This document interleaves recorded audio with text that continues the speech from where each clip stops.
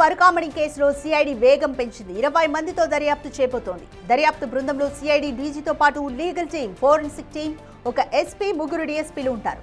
మొత్తం 5 బృందాలుగా విడిపోయి దర్యాప్తు చేయనున్నారు. అప్పట్లో పనిచేసిన పాలక మండలికి నోటీసులు జారీ చేశారు. నిందితుడు రవికుమార్తో లోక్ అదాలత్లో రాజీ అయిన ఏవిఎస్ ను ప్రశ్నించనున్నారు. హైకోర్టుకు డిసెంబర్ 2న నివేదిక ఇస్తామంటోంది సిఐడి.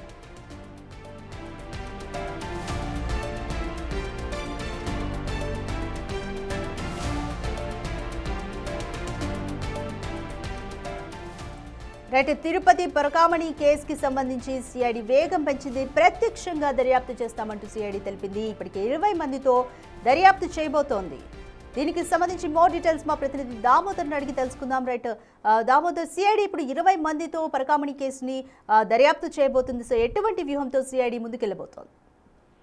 రాధిక, 2023 ఏప్రిల్ నెలలో పరకామణిలో రవికుమార్ అనే పెద్ద జీఎం గారి మఠం ఉద్యోగి చోరీకి పాల్పడిన కేసులో టీటీడీ ఈ కేసుకు సంబంధించి లోక్ అదాలత్లోనే అదే సంవత్సరం సెప్టెంబర్లో రాజీ చేసుకుంది. ఈ నేపథ్యంలో ఈ కేసుకు సంబంధించి హైకోర్టు ఇచ్చిన గైడ్ లైన్స్ ప్రకారము డిసెంబర్ 2వ తేదీ లోపల పూర్తి స్థాయి నివేదిక ఇస్తామని కూడా టీటీడీ ఏదైతే సిఐడి డీజీ రవిశంకర్ అయ్యన్నారు నిన్న మీడియా సమావేశంలో తెలిపారు. ఇందుకు గాను 20 మందితో ఒక దర్యాప్తు కమిటీని ఏర్పాటు చేశాము. ఈ కమిటీకి సంబంధించి తనతో పాటు లీగల్ టీమ్, అదేవిధంగా ఫోరెన్సిక్ టీమ్ సంబంధించిన వారు ఉంటారని, అదేవిధంగా ఒక ఎస్పీతో పాటు 3 డిఎస్పీలు, మిగతా సిబ్బంది ఇందులో పాల్గొంటారని తెలిపారు.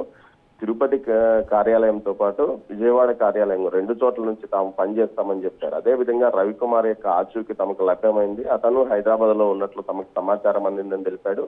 నిన్ననే తమ కార్యకలాపాలను సిఐడి ప్రారంభించింది. ఈ కేసుకు సంబంధించి ఏదైతే ఈ కేసులో నిందితుడితో రాజీ లోక్ అదాలత్లో రాజీ అయిన ఏవిఎస్ ఫోను నిన్న విచారించారు. ఆ తర్వాత హైకోర్టులో పిటిషన్ దాఖలు చేసిన జర్నలిస్ట్ ను కూడా విచారించి అతని వద్ద ఉన్న ఆధారాలను తీసుకున్నారు. మొత్తం మీద ఈ కేసుకు సంబంధించి ఏదైతే డిసెంబర్ 2వ తేదీ లోపల మొత్తం విచారణ పూర్తి చేస్తామని కూడా తెలిపాడు. అదేవిధంగా ఈ కేసుకు సంబంధించి టీటీడీ అప్పట్లో ఉన్న టీటీడీ పాలక మండలి సభ్యులతో పాటు ఉన్నతాధికారులు, అదేవిధంగా బ్యాంకర్లు, ఏదైతే రిజిస్ట్రేషన్ కార్యాలయానికి సంబంధించిన వారు వివిధ ప్రాంతాల్లో ఏదైతే రవికుమార్ కి సంబంధించిన ఆస్తులు అటు తమిళనాడు, కర్ణాటక, ఆంధ్రప్రదేశ్, తెలంగాణ ప్రాంతంలో ఉన్నట్లు గుర్తించారు. ఈ నేపథ్యంలో ఆయా ప్రాంతాలకు వెళ్లి వాటి క్రయ విక్రయాలు ఎక్కడ జరిగాయి అన్న విషయాలను కూడా తాము తెలుసుకుంటాము.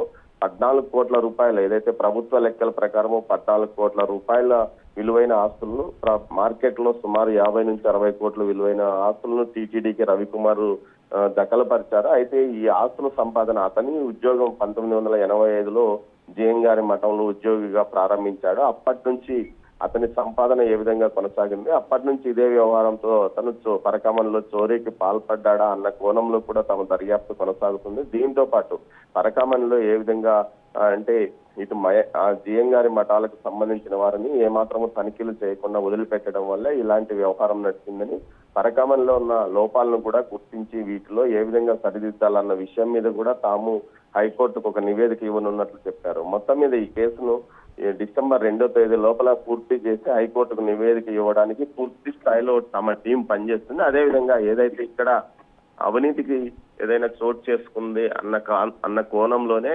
హైకోర్టు ఏసీబీని కూడా విచారించమని ఉంది. అయితే ఈ విషయంలో పూర్తి ఆధారాలు తాము ఏసీబీతో కలిసి ముందుకు వెళ్తాము. ఏసీబీ కూడా ఈ కేసును టేకప్ చేసే అవకాశం ఉందంటూ కూడా సిఐడి డీజీ ఐఎన్ఆర్ తెలిపారు. ఇందుకోసం ప్రత్యేకంగా వారితో కలిసి తాము సమన్వయంతో ముందుకు వెళ్తామంటున్నారు. మొత్తం మీద ఈ కేసుకు సంబంధించి ప్రస్తుతం తిరుపతిలో 20 మంది టీం పనిచేస్తుంది. అదేవిధంగా టెక్నికల్ టీము అమరావతిలో కూడా పనిచేస్తుంది.